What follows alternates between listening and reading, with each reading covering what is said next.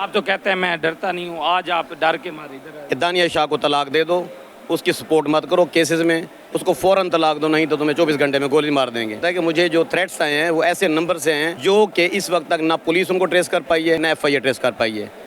मैं मजबूर हूँ, अगर इन लोगों ने मुझे सिक्योरिटी ना दी तो मैं कच्चे के डाकुओं के ज़िम्मे अपनी सिक्योरिटी लगा दूंगा, क्योंकि वो ज़्यादा ताकतवर हैं फिर इनसे। इस वक्त हम हाई कोर्ट मुल्तान बेंच में मौजूद हैं और आज यहाँ पे हकीम शहजाद अलमरूफ लोहापाड़ मौजूद हैं। दानिया शाह और हकीम शहजाद की जानिब से हाई कोर्ट मुल्तान बेंच में एक पिटीशन दायर की गई थी और उसमें इन्होंने तहफ़्फ़ुज़ फराहम करने की दरख्वास्त दायर की है। CPO Multan, deputy commissioner Multan को इसमें फ़रीक बनाया गया है, होम सेक्रेटरी को भी पंजाब को इसमें फ़रीक बनाया गया है और इनको थ्रेट है। किस चीज़ से थ्रेट है हकीम शहजाद से जान लेते हैं। आपने ये पिटीशन दायर की, दानिया शाह यहाँ पे आपके साथ मौजूद नहीं है, वो भी पिटीशनर ही हैं जी।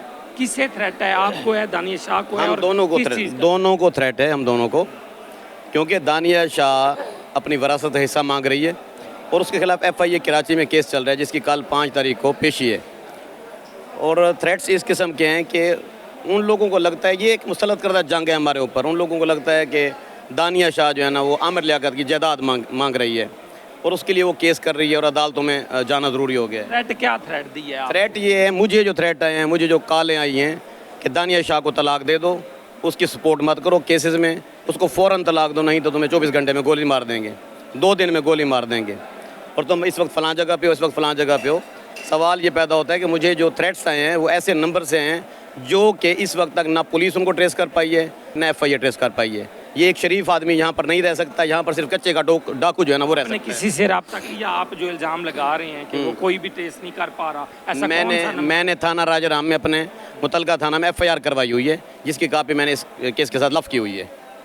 कौन से आपने किसी इदारे से रब्ता किया? FIR के अलावा कौन से नंबर हैं वो पाकिस्तान के हैं? वो कंप्यूटर जनरेट नंबर हैं, आउट कंट्री के नंबर्स आते हैं।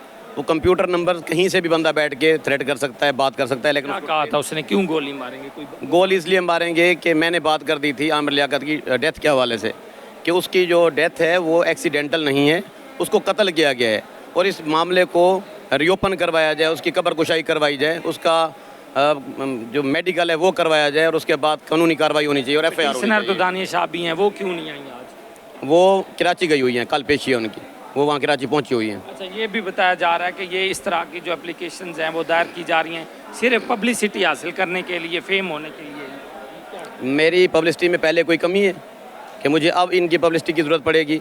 मुझे सिक्योरिटी की अच्छी ज़रूरत है, मैं मजबूर हूँ, अगर इन लोगों ने मुझे सिक्योरिटी ना दी तो मैं कच्चे के डाकुओं के ज़िम्मे अपनी सिक्योरिटी लगा दूंगा, क्योंकि वो ज़्यादा ताकतवर हैं फिर इनसे। एक ही बात ये बताइएगा, अदालत में जब दलाइल हुए तो क्या बताया गया और अदालत ने क्या? अभी अदालत ने कमेंट्स मांगे हैं, तो deputy commissioner Multan, home secretary, commissioner Multan, इन्होंने कमेंट्स देने हैं 17 तारीख को। अच्छा, ये भी बताइएगा कि जलालपुर पुलिस में FIR तो हो गई, फिर आपने राजाराम में फिर आपने रुजू किया, उन्होंने क्या? भाई मैं 24 घंटे उनसे राब्ते में, उन्होंने कहा जी हमारे बस की बात नहीं, हमसे ये बंदे ट्रेस नहीं होते। सीधा इनकार कर दिया। तो आप CPO मुल्तान को मिले? मैं CPO मुल्तान के पास गया हूँ, पहले उन्हीं के कहने पर तो FIR हुई है 2 मरतबा, फिर बाद में भी जा चुका हूँ, उन्होंने कहा ये नंबर ट्रेस नहीं हो पा रहे। क्या समझते हैं कि इस तरह के थ्रेट जो हो रहे हैं जी, ये ऐसे ही थ्रेट हैं या ओरिजिनल? ओरिजिनल रियल थ्रेट्स हैं। आप तो कहते हैं मैं डरता नहीं हूँ, आज आप डर के मारे इधर आए। देखें जी, डर लगता है, क्यों नहीं लगता? लाजमी बात है, इंसान को अपना तहफ़्फ़ुज़ मांगना चाहिए। ये कानून, ये इदारे किस लिए हैं? अगर मेरा हक नहीं है सिक्योरिटी के लिए तो फिर किसका हक है? यहाँ से भी इंसाफ नहीं मिलता तो वाकई आप कच्चे में चले जाएंगे। देखें, जाना क्या है, मैं एक मरतबा कहूँगा यार मुझे तहफ़्फ़ुज़ दो, वो देंगे। वो इनसे ज़्यादा पावरफुल है ना इनके पास। ये तो पहले बगैर वारंट के किसी के भी घर में घुस जाते हैं, बगैर वारंट के दानिया शाह के घर में घुसे हैं। FIA नहीं घुसा कराची वाले, लोधरा पुलिस घुसी है उसके घर में, उसको यहाँ से उठा कर ले गए। दिखाएं वारंट गिरफ्तारी है उसका? नहीं है ना। तो अभी इनके पास वारंट गिरफ्तारी है, ये कच्चे के डाकुओं में रुझान में उधर क्यों नहीं घुसते? उधर जाएं, पकड़ के ले आए ना।